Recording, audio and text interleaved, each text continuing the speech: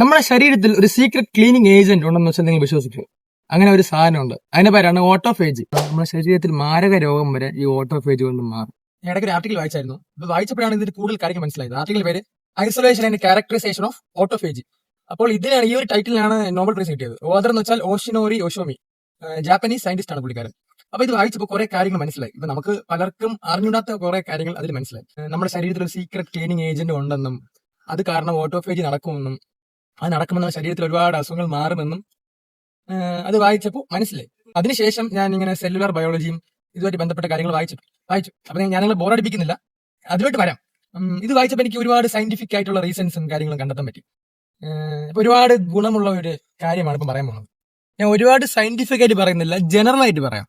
ഒരുപാട് ഡീപ്പായിട്ട് പറയുന്നില്ല, ജനറൽ ആയിട്ട് പറയാം. ഇപ്പോൾ ഒരു സിറ്റിയിൽ ഒരു പ്ലേസ് അത് എന്നും വേസ്റ്റ് ഇട്ടുകൊണ്ടിരുന്ന എന്ത് ചെയ്യും? അതൊരു പർട്ടിക്കുലർ പോയിന്റ് ആകുമ്പോൾ വേസ്റ്റ് നിറയും അല്ലെ?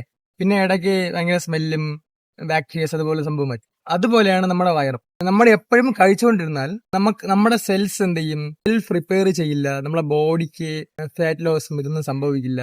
സെൽഫ് റിപ്പയർ ചെയ്യില്ല. സെൽഫ് റിപ്പയർ ആവാതിരുന്നാൽ ഒരുപാട് അസുഖങ്ങളൊക്കെ വരും. ഈ ക്യാൻസർ പോലത്തെ അസുഖം വരാൻ കാരണവും ഈ സെൽ ഡാമേജ് കൊണ്ടാണ്. ഞാൻ പറയാൻ പോകുന്നത് ഓട്ടോഫേജ് എപ്പോൾ സംഭവിക്കുന്നു വെച്ചാൽ ഫാസ്റ്റിംഗ് സമയത്താണ് സംഭവിക്കുന്നത്. ഈ ഫാസ്റ്റിങ്ങിനെ പല മതക്കാരും പല പേരിൽ വിളിക്കുന്നുണ്ട്. ഇപ്പൊ ഹിന്ദു മതമായാൽ ഇങ്ങനെ അമാവാസ വ്രതം, ഷഷ്ടി വ്രതം, മുസ്ലിം ആവുമ്പോൾ നോമ്പുണ്ട്, ക്രിസ്ത്യൻസിനും നോമ്പുണ്ട്. അപ്പോൾ റിലീജിയസായും നോമ്പ് എന്ന് പറയുന്ന പേരിലൊക്കെ അറിയപ്പെടുന്നു. അപ്പൊ ഇതിന്റെ സയന്റിഫിക് റീസൺ എന്ന് വെച്ചാൽ നമ്മളിപ്പം കഴിക്കാതിരിക്കുമ്പോൾ ഫാസ്റ്റിംഗ് ചെയ്യുമ്പോൾ യഥാർത്ഥത്തിൽ ഓട്ടോഫേജി നമ്മുടെ ബോഡി സംഭവിക്കും. നമ്മൾ ഭക്ഷണം കഴിക്കാതിരിക്കുമ്പോൾ നമ്മുടെ ബോഡി ഒരു ഡിസിഷൻ എടുക്കും, പുറത്തുനിന്ന് ഫുഡൊന്നും വരുന്നില്ല, അപ്പോൾ നമുക്ക് ക്ലീനിങ് പ്രോസസ് നടത്താം. ആ സമയത്ത് ഡൈജഷന് വേണ്ടി എനർജി ചിലവാകുന്നില്ല. ആ എനർജിയൊക്കെ നമ്മുടെ ബോഡി റിപ്പയറിന് വേണ്ടിയാണ് ചിലവാകുന്നത്. നമ്മുടെ ശരീരത്തിൽ ലൈസോംസ് എന്നൊരു ചെറിയ റീസൈക്ലിംഗ് സെന്റേഴ്സ് ഉണ്ട്. അപ്പൊ ഇതിന്റെ ഒരു പ്രവർത്തനം എന്താണെന്ന് വെച്ചാൽ നമ്മുടെ ശരീരത്തിലുള്ള വേണ്ടാത്ത ഡാമേജ് സെൽസിനെ പുറന്തള്ളിക്കാനും നല്ല സെൽസിനെ ഉണ്ടാക്കാനും സഹായിക്കുന്ന സാധനമാണ് ഈ ലൈസോംസ്. അപ്പൊ ഇത് ഞാൻ പറയുന്നത് ജനറൽ ആയിട്ടാണ് കേട്ടോ. ഇത് മെഡിക്കൽ പഠിച്ച ആൾക്കാരൊക്കെ ഇതിന്റെ സയന്റിഫിക് റീസൺസ് ഒക്കെ സയന്റിഫിക് ആയിട്ട് നിങ്ങൾ സംസാരിക്കും, ഞാൻ ജനറൽ ആയിട്ട് സംസാരിക്കുന്നതാണ്. അപ്പോൾ നമ്മൾ ഫാസ്റ്റിംഗ് ചെയ്യുമ്പോൾ എന്ന് വെച്ചാൽ നമ്മൾ വേണ്ടാത്ത നമ്മുടെ ഫാറ്റും വേണ്ടാത്ത ഇതും പോവും.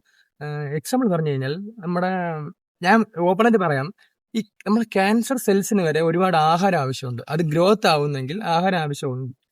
ഞാനിത് ക്യാൻസർ വന്നവരിലല്ല പറയുന്നത്, നോർമൽ പേഴ്സൺസ് വരാതിരിക്കാണ് പറയുന്നത്. ഈ വന്നവരിൽ ഞാനിത് സജസ്റ്റ് ചെയ്യുന്നില്ല ഈ ഫാസ്റ്റിംഗ് ഒന്നും. ഈ വരാത്ത ആൾക്കാരിൽ മീൻസ് നോർമൽ ഹെൽത്തി ഇൻഡിവിജ്വൽസ് എല്ലാവരുടെ ബോഡിയിലും ക്യാൻസർ സെൽസ് ഉണ്ട്. അത് വളരുന്ന ആ ഒരു പീരിയഡിലാണ് കാര്യം.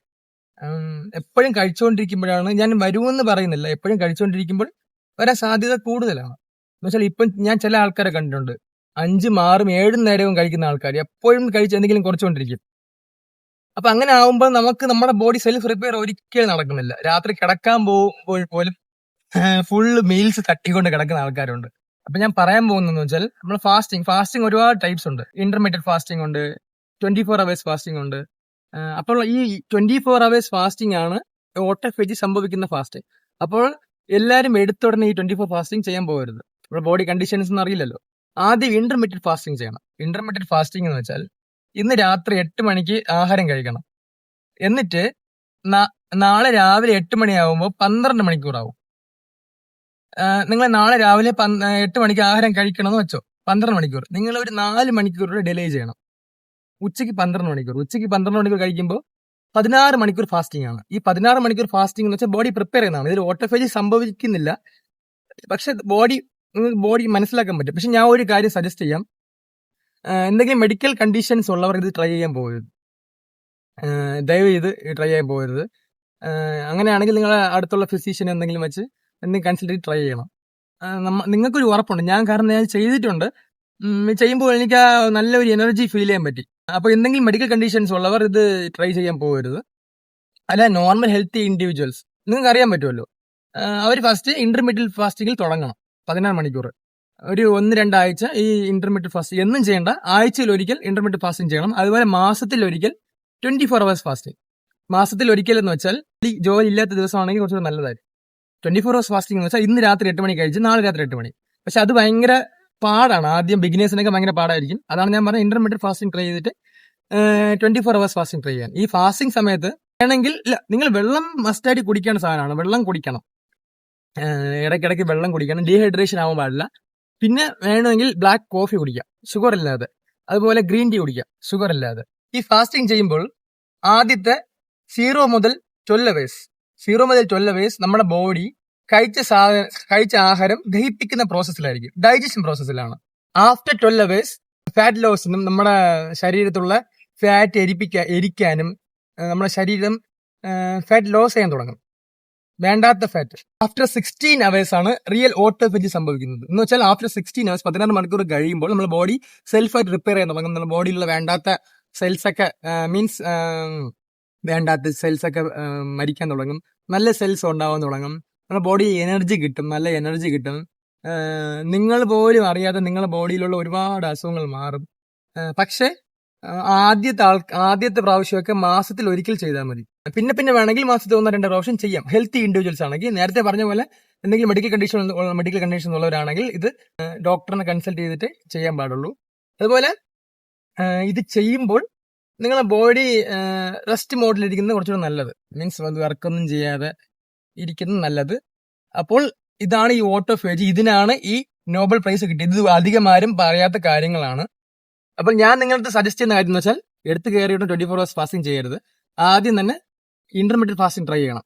ആഴ്ചയിൽ ഒരിക്കൽ ഇന്റർമീഡിയറ്റ് ഫാസ്റ്റിംഗ് ട്രൈ ചെയ്ത് ഒരിക്കൽ 1-2 പ്രാവശ്യം. അത് കഴിഞ്ഞ് നമ്മുടെ ബോഡി ഒന്ന് പ്രിപ്പയർ ആയ ശേഷം ഇത് ട്രൈ ചെയ്യണം. 24 hours ഫാസ്റ്റിംഗ് സമയത്ത് വെള്ളം കുടിക്കുന്നത് നിർബന്ധമാക്കണം. ദാഹിച്ചില്ലെങ്കിലും ഇത്ര ലിറ്റർ, ഒരു 2-3 ലിറ്റർ വെള്ളം കുടിക്കണം എന്നുള്ള ഒരു കോൺസെപ്റ്റ് വേണം. പിന്നെ അത് കഴിഞ്ഞ് ഗ്രീൻ ടീയും ബ്ലാക്ക് കോഫിയും ഷുഗർ ഇല്ലാതെ വേണമെങ്കിൽ കുടിക്കാം.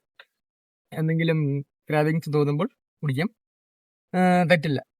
അതുപോലെ നിങ്ങളിത് എന്തായാലും ട്രൈ ചെയ്ത് നോക്കുക. അതുപോലെ ഇതുപോലത്തെ ഓട്ടോഫേജി ബോഡിയിൽ ഉണ്ടാക്കുന്ന വേറൊരു കാര്യമാണ് എക്സസൈസ്. ഈ എക്സസൈസും നല്ലതാണ്. നമ്മുടെ ഇങ്ങനെ ഫാസ്റ്റിംഗ് ഇരിക്കുന്ന സമയത്ത് എക്സസൈസ് ഞാൻ സജസ്റ്റ് ചെയ്യുന്നില്ല. അല്ലാത്ത ദിവസങ്ങളിലൊക്കെ നിങ്ങൾ എക്സസൈസ് ചെയ്യുന്നത് നല്ലതാണ്. എക്സസൈസ് ചെയ്യുന്നത് നിങ്ങളുടെ ബോഡി ഹാപ്പി ഹോർമോൺസ് ഉണ്ടാകാനും നമ്മുടെ ബോഡി നന്നായിട്ട് പ്രവർത്തിക്കാനും ഇത് യൂസ് ആവുന്നു. പക്ഷെ റെഗുലറായിട്ട് ചെയ്യണം. എല്ലാത്തിനും ഒരു കൺസിസ്റ്റൻസി വേണം. എക്സസൈസ് ചെയ്യാം. Walking is the best exercise. ഞാൻ എൻ്റെ വീഡിയോ തന്നെ പറഞ്ഞിട്ടുണ്ട്, ജാപ്പനീസ് വാക്കിംഗ് ടെക്നിക്. അത് നിങ്ങൾക്ക് യൂസ് ചെയ്യാം. അതുപോലെ യോഗ ചെയ്യാം, ബ്രീത്തിങ് എക്സസൈസ് ചെയ്യാം. ഒന്നും പറ്റിയില്ലെങ്കിൽ ഫ്രണ്ട്സിനോടൊപ്പം കളിക്കാം. അങ്ങനെ നമുക്ക് മനസ്സിന് ഇഷ്ടപ്പെടുന്ന കാര്യങ്ങൾ ചെയ്യാം. അതുപോലെ നമ്മളെ മനസ്സിന് ഇഷ്ടപ്പെടുന്ന കാര്യങ്ങൾ ചെയ്യുമ്പോൾ ഹാപ്പി ഹോർമോൺസ് ഉണ്ടാകുന്നു. അത് കാരണം ഒരുപാട് അസുഖങ്ങൾ നമുക്ക് മാറ്റാൻ പറ്റും. ഇഷ്ടപ്പെട്ട പ്രവൃത്തി ചെയ്യാം, ഇഷ്ടപ്പെട്ട കളി കളിക്കാം, ഇഷ്ടപ്പെട്ട സ്ഥലത്ത് പോകാം, ഇഷ്ടപ്പെട്ട ഫ്രണ്ട്സിനെ വിളിച്ച് സംസാരിക്കാം. ഇങ്ങനെ ഒരുപാട് കാര്യങ്ങൾ ചെയ്യുന്നത് നല്ലതാണ്. അപ്പോൾ വീണ്ടും ഒരു നല്ല വീഡിയോ ആയിട്ട് കാണാം. പിന്നെ കാര്യം പറയാൻ മറന്നു, നമ്മുടെ ചാനൽ എന്ന് വെച്ചാൽ ഇത് മാത്രമല്ല കേട്ടോ, ഈ ഹെൽത്ത് പരമായിട്ടുള്ള കാര്യങ്ങൾ മാത്രമല്ല, വ്ളോഗ് ഉണ്ട്, എന്റർടൈൻമെന്റ് ഉണ്ട്, എല്ലാം ഓൾ ഇൻ ഓൾ ഉള്ള മിക്സാണ് നമ്മുടെ ചാനൽ. അപ്പോൾ ഇതിൽ ഒരു മീൻസ് പർട്ടിക്കുലർ കണ്ടന്റ് ബേസ് മാത്രമായിരിക്കില്ല, ഒരുപാട് കണ്ടന്റ് ബേസ് ആയിരിക്കും വരുന്നത്. അപ്പോൾ നിങ്ങൾ പറ്റുമെങ്കിൽ പഴയ വീഡിയോസൊക്കെ ഒന്ന് കാണാൻ ശ്രമിക്കണം. പറ്റുമെങ്കിൽ ഒന്ന് സബ്സ്ക്രൈബ് ചെയ്യാനും ശ്രമിക്കണം. ശ്രമിച്ചാൽ പോരാ, ചെയ്യണം. അപ്പോഴേ എനിക്ക് പുതിയ കാര്യങ്ങളൊക്കെ പറയാൻ പറ്റുള്ളൂ. അപ്പോൾ എല്ലാവർക്കും താങ്ക്സ്. വീഡിയോ കണ്ടതിൽ നന്ദി. ഓക്കെ, അടുത്ത നല്ലൊരു വീഡിയോ വീണ്ടും കാണാം. ബൈ.